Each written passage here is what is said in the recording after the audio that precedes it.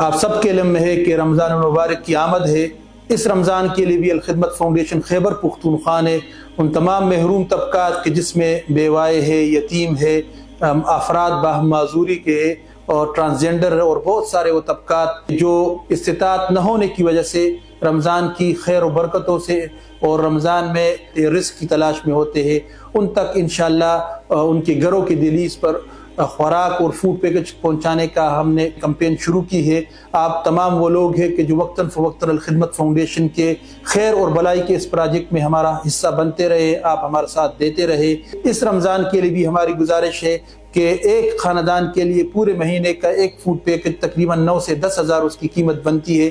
आप एक फैमिली का, आप 2 फैमिली का, और जो आपकी इस्तिताअत हो अपने वसाइल के लिहाज से आप उसका बोझ उठाए। इंशाअल्लाह आपका ये खैर और तावन आपके लिए दुनिया और आखिरत में अजर का भी और सवाब का बायस बनेगा।